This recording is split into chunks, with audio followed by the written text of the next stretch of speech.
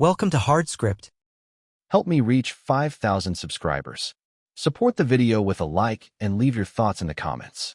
She said it on a Tuesday night, right after dinner, while scrolling through her phone like the words didn't mean anything.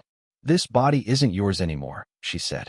Not loud, not angry, just flat, detached, like she'd already practiced it in her head. I stared at her across the table, the glow from her iPhone lighting half her face. For a second, I thought she was joking. Then I realized she wasn't. I didn't yell, didn't ask why. I just said quietly, "Good. I won't wait outside the door anymore." She blinked, confused, like she hadn't expected me to respond without breaking. She looked for the argument she could win, but there was none. I just got up, rinsed my plate, and left the kitchen. The silence that followed wasn't peaceful. It was heavy, final. That night, I couldn't sleep. I lay there next to her, the distance between us wider than the bed itself. She turned away, scrolling through her phone again, laughing at something on Instagram. That sound used to be mine, the soft laugh she'd give when I said something stupid just to make her smile. Now it was for someone else. At 2 a.m., I got up, walked to the living room, and sat in the dark. The clock ticked, the fridge hummed, and somewhere outside, a car engine faded into the distance. That's when the realization hit. I'd been waiting at a door that was never going to open again. The next morning, I made coffee and drove to work early. The world looked different. Colder, sharper. I parked the Ford F-150 near the office, stared at my reflection in the windshield, and wondered how long I'd been pretending everything was fine. By noon, she texted me like nothing had happened. A simple message, "Don't forget milk." I stared at it for a long time before replying, "Already got it."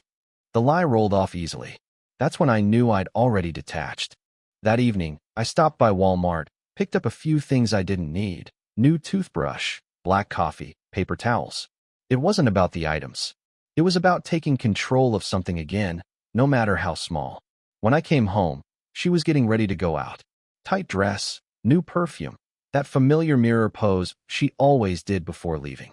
She didn't look at me when she said, "Don't wait up." I didn't. I poured myself a drink, sat by the window, and watched the streetlights blur through the glass. Somewhere between her laughter fading down the hallway and the silence that replaced it, I realized I wasn't hurt anymore. Just done. She came home late that night. I heard her heels hit the floor before the door even closed. No apology, no explanation. Just silence and the sound of her brushing past me like I was part of the furniture. I didn't ask where she'd been. I didn't want the lie she'd come up with to fill the air. I just watched her walk to the bedroom, the scent of her perfume fading behind her. It used to drive me crazy, in a good way.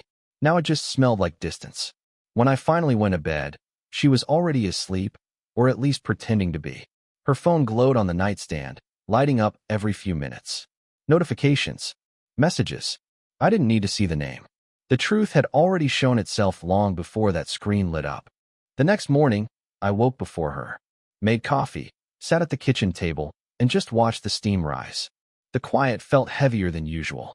My phone buzzed, work emails, nothing important. Then one from my buddy Mark. "You okay, man?" I didn't reply. People only ask that when they already know the answer. By noon, I'd already made up my mind. I wasn't going to fight for someone who'd already left. I started moving differently, colder, quieter, sharper. I took my car to the shop, got it serviced, cleaned it out. Every trace of her, lip gloss, receipts, perfume samples, went straight into a trash bag. It wasn't about anger. It was about reclaiming space. That evening, I stopped by Starbucks on the way home. The same place we used to sit together on Sundays, talking about nothing and everything. This time, I sat alone, drank my coffee in silence, and deleted our shared playlists off my phone. Small steps, clean cuts. When I got home, she was standing in the kitchen, scrolling through her phone again. She looked up and said, almost casually, "We need to talk." I didn't move. She said, "You're being distant." I wanted to laugh at that, how easily she flipped the script. But I just nodded. That night, she reached for me, the same way she always had when she felt control slipping. But something in me didn't move toward her this time. Her touch felt unfamiliar, like someone trying to touch a memory that doesn't exist anymore. I turned away, closed my eyes, and let the silence stretch between us. That was the moment I knew. She hadn't just lost my trust. She'd lost access. And she didn't even realize it yet. The morning after felt different. Not because of what happened, but because of what didn't. She moved around the house like nothing had shifted, humming to herself while making coffee, acting like the woman who told me her body wasn't mine anymore hadn't burned the bridge between us. I watched her quietly, realizing she didn't even notice how I'd already started disappearing. That's how it always goes. They never see it until it's too late. When she left for work, I opened her laptop. I didn't plan to dig, but curiosity is a dangerous thing when you already know the answer. The messages were there, hidden but not careful enough. A man's name, emojis, words that used to be mine. It wasn't just flirting. It was intimacy, routine, comfort. The kind of familiarity that doesn't happen overnight. I didn't take screenshots. Didn't confront her. I just sat back and let the realization settle. She'd moved on while pretending to stay. That's the worst kind of betrayal. Not the physical, but the emotional exit that happens long before the body follows. That night, she came home later than usual. Said traffic was bad. I nodded. Didn't argue. Didn't mention the messages. I just listened to her lie like it was background noise. She poured herself a glass of wine, leaned against the counter, and started talking about her day. The kind of surface talk that means nothing. I watched her, really watched her, and thought, I don't know this person anymore. While she talked, I looked down at her hands. The same hands that used to reach for me without hesitation now rested on the counter, like she was keeping distance on purpose. It was all there, in the small things. The hesitation, the deflection, the subtle guilt. After dinner, I stepped outside. The air was cold, the kind of cold that keeps you awake. I leaned against my car and just breathed. For the first time in months, I didn't feel the need to fix anything. I realized she'd made her choice, and now I was making mine. When I went back inside, she was already asleep or pretending to be. Her phone glowed again on the nightstand, another message lighting up the room. I watched it fade out, one last flicker of something that used to matter. That was the night I decided. No confrontation, no closure, just silence. She'd never hear me leave, but she'd feel it. And once I was gone, nothing would sound the same again. The plan came quietly, not out of revenge, not even out of pain, just clarity. I started moving like a man no longer waiting for permission. I woke up before her the next morning, packed a small bag, and left the house without saying a word. Drove aimlessly for hours, past the gas stations, past the familiar exits, until the city lights disappeared behind me. I stopped at a diner off the highway, ordered black coffee, and watched the steam rise. It was the first peaceful moment I'd had in months. While I sat there, her texts started rolling in. Simple ones at first. Where are you? Then, we need to talk. I didn't reply. She wasn't looking for me. She was looking for control. Silence was the only thing she couldn't manipulate. So I gave her all of it. By afternoon, I found a small Airbnb in a quiet neighborhood 2 towns over. Paid in cash. The woman who handed me the keys didn't ask questions, and I didn't offer answers. The place was simple. Bare walls, 1 couch, 1 lamp. It felt clean, untouched. I unpacked, made a pot of coffee, and sat on the floor. My phone buzzed again. Another message. I turned it off completely. That night, I didn't dream. I didn't toss or turn. I just slept.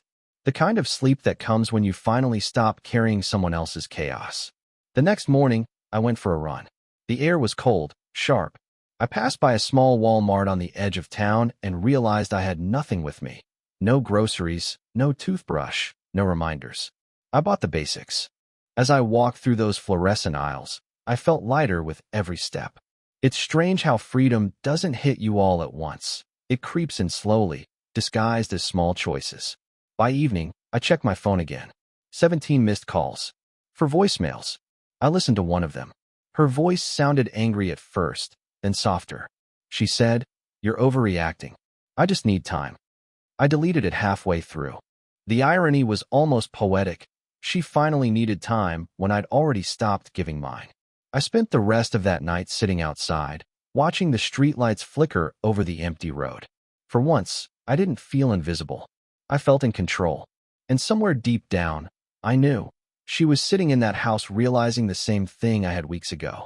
I wasn't waiting outside her door anymore. She was waiting outside mine. By the 3rd day, the silence started to do its work. I didn't need to check her messages to know what was happening. I could picture it. The pacing, the half-written texts, the calls she deleted before hitting send. People like her don't handle silence well.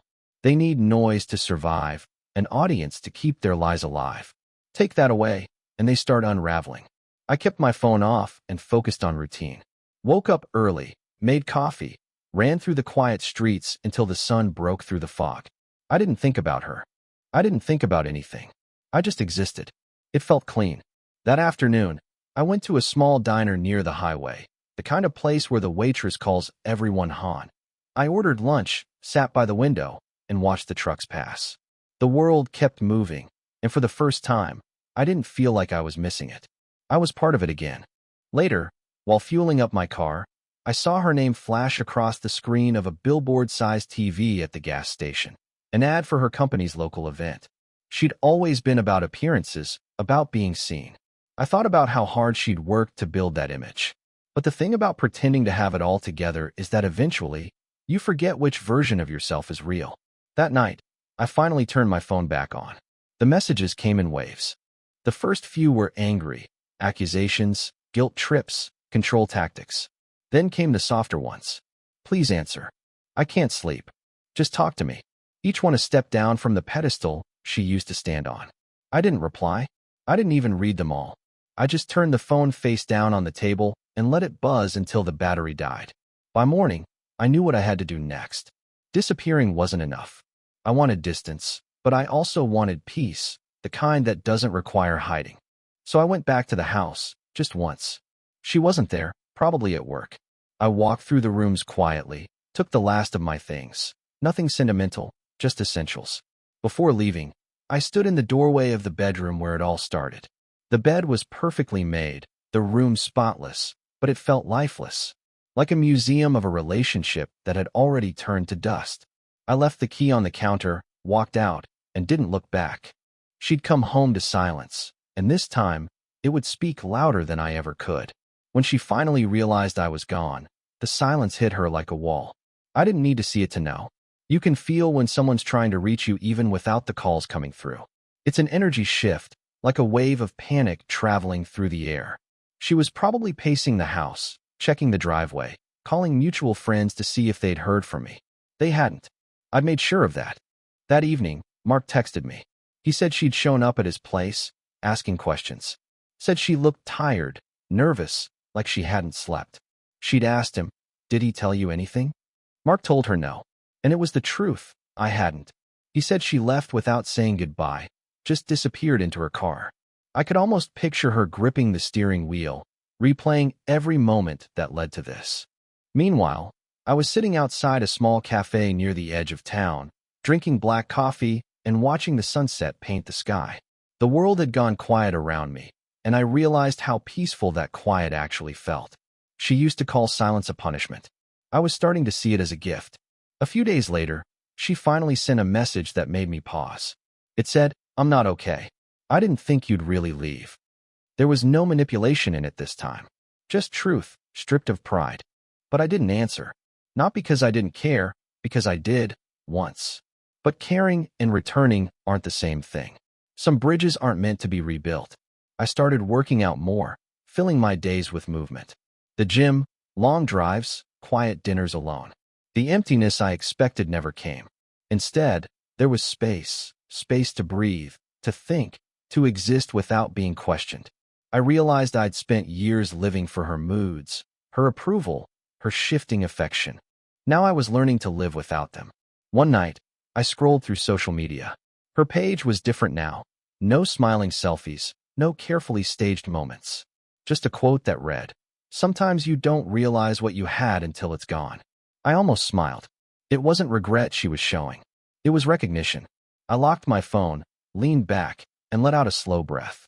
She was starting to feel the weight of her own words, the ones she threw so carelessly across that kitchen table.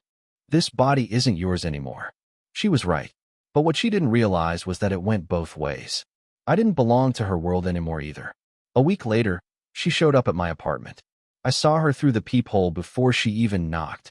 Hair messy, eyes red, the kind of look that only comes from sleepless nights. For a moment, I didn't move. Part of me wanted to stay quiet, let her think I wasn't home. But curiosity got the better of me. I opened the door. She stood there holding her phone like it was her last lifeline. Her voice was low, almost breaking. She said, "I just need 5 minutes." I stepped aside but didn't say anything. She walked in slowly, her eyes scanning the place. There was nothing familiar for her to hold on to. No photos of us, no reminders of what we'd been. Just clean walls, a couch, and silence. She sat down and tried to smile, but it didn't reach her eyes. She said she hadn't been herself lately, that things had gotten confusing. Then she said something I didn't expect. "I thought you'd always be there." It wasn't an apology, it was a confession. A quiet acknowledgement that she'd built her certainty on the idea of my loyalty. I stood across from her, listening but not reacting. Every word she said was a late arrival to a conversation I'd already finished having months ago. When she finally paused, I said, "I was there. Until you made it clear I shouldn't be." Her eyes watered. She tried to explain, to justify, to reframe what she'd done as something she didn't mean. But meaning doesn't matter when the damage is deliberate. I watched her crumble in real time. The same woman who once looked untouchable, now struggling to find a version of herself that didn't look like regret. She reached for my hand. I didn't move. The moment her fingers stopped midair, she understood. Whatever we had wasn't sleeping, it was gone. After a long silence, she whispered, "So this is it?" I nodded. She looked down, nodded too, like she finally saw what I'd seen long ago. Then she stood up, walked to the door, and turned back one last time. "You really don't feel anything?" I said quietly, "I feel peace." She left without another word. The sound of the door closing wasn't loud, it was clean. Final. I sat there for a while, staring at the space she'd just left. For years, she'd owned every room she walked into. Now she was gone, and somehow, it finally felt like home. After she left, the quiet didn't feel heavy anymore. It felt earned. I went about my days with a kind of steadiness I hadn't known in years. Work was easier, sleep came naturally, and for once, I didn't wake up reaching for a ghost that wasn't there. Still, sometimes at night, I'd catch myself wondering if she really understood what she'd lost, or if she was still convincing herself that she hadn't. About a week later, she tried again. This time, it wasn't a visit. It was a message. "I've been thinking," she wrote, "and I realize now what I did. I can change." I read it twice, not because I didn't understand it, but because I wanted to make sure I didn't feel anything when I did. And I didn't. Change doesn't start with words, it starts with accountability. And she had never been the type to stay in a room once it stopped revolving around her. I didn't reply. Instead, I closed the app, poured myself coffee, and sat by the window. The city outside looked cleaner somehow, sharper. I thought about how much time I'd wasted explaining myself to someone who only listened when it served her. Silence, I realized, was the truest form of expression I'd ever given her. 2 days later, Mark called again. He said she'd stopped showing up to work. Said she looked like she was trying to hold it together, but couldn't. He asked if I'd seen her. I told him no, and it wasn't a lie. Even if she stood right in front of me again, I wasn't sure I'd recognize her anymore. The version of her I loved had been gone long before I walked away. That weekend, I drove out to the coast. Just me, my car, and the open road. I stopped at a diner near the water, grabbed breakfast, and watched the waves hit the shore. The waitress asked if I was waiting for someone. I told her no. She smiled and said, "Then you're lucky. You get to leave when you want." That line stuck with me the rest of the day. By the time I drove back that evening, her number had disappeared from my phone, not because I blocked it, but because I finally deleted it. That small act felt bigger than it should have. It wasn't about erasing her. It was about freeing the part of me that had stayed waiting outside a door that was never going to open again. The next few weeks felt like breathing after holding my breath for years. The tension that used to live in my chest was gone, replaced by something quieter, steadier. I'd stopped checking my phone, stopped replaying the same memories like bad reruns. Life had become simple again. Work, sleep, long drives, and peace. It was strange how little I missed her once I stopped mistaking chaos for connection. One evening, I stopped at a small Starbucks on my way home from work. It had started to rain, and the sound of it hitting the windows made everything feel softer. I sat in the corner with my coffee, scrolling through nothing, until a notification appeared at the top of my screen, a new message from an unknown number. I already knew who it was. She wrote, "I'm sorry. Not just for what I did, but for how easy I made it for you to forget me. I stared at the words for a while. They didn't sting. They didn't warm me either. They just existed, like echoes from a room I no longer lived in. I didn't reply. Instead, I turned my phone face down and kept sipping my coffee, letting the silence speak for me. Later that night, I checked her social media. She had deleted almost everything: photos, captions, all of it. What was left were vague quotes about strength, growth, healing. The same recycled lines people use when they're trying to rebuild what they destroyed. It didn't bother me. If anything, it made me realize she was finally feeling what I'd felt months ago. Only now, there was no one left to hear her side. I didn't wish her pain. I didn't want revenge. I just wanted distance. There's something beautiful about knowing you could destroy someone with truth, but choosing silence instead. That weekend, I went out to the lake with Mark. We sat in his old Chevy, music low, just watching the sun fade behind the water. He turned to me and said, "You're not the same guy, man. You used to chase peace. Now you are it." I didn't answer, but I felt it.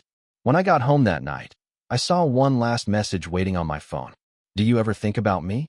I typed a response, then deleted it. Instead, I whispered it to the empty room. "Not anymore." And for the first time, I meant it. It happened on a Sunday morning, months after I thought the story had finally ended. I was walking out of Target, carrying a bag of groceries, when I saw her across the parking lot. She was standing next to her car, keys in hand, looking like she wasn't sure whether to approach or turn back. For a moment, neither of us moved. The world around us just slowed. She finally took a step toward me, hesitant, careful, as if the distance between us wasn't measured in steps, but in everything we'd said, and everything we hadn't. Her voice was softer than I remembered when she said, "You look different." I told her, "I feel different." She smiled, but it was the kind of smile that hides regret. She said she'd been thinking about that night, the one when she told me her body wasn't mine anymore.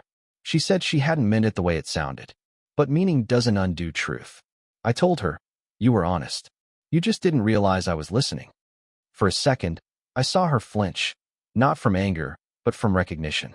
She looked down, fidgeting with her car keys, and said, "I just thought you'd always come back." That line hit harder than it should have, not because it hurt, but because it reminded me how certain she'd been that I wouldn't leave. That was the problem all along. We stood there in silence while the wind pushed through the parking lot. She asked if I was seeing anyone. I said no. Then she asked if I could ever forgive her. I looked at her, really looked at her, and realized forgiveness wasn't even the point anymore. Some stories don't need closure. They just need to end. So I said, calmly, "You were right that night. Your body wasn't mine anymore. But mine stopped waiting outside your door a long time ago." She didn't respond. She just nodded, blinked back tears, and said, "I hope you find peace." I told her I already had. She turned, got into her car, and drove off without looking back. I stood there for a while, watching the space she'd left behind. The strange thing was, I didn't feel sadness, or relief, or victory, just calm. When I got home, I put the groceries away, brewed coffee, and sat by the window. The world felt quiet again, not because she was gone, but because I finally was. That was the real ending. Not her leaving me, but me leaving the version of myself that waited too long for someone who never looked back. What would you have done in my place? If the story hit you, leave a like. And don't forget to subscribe. It only gets stronger from here.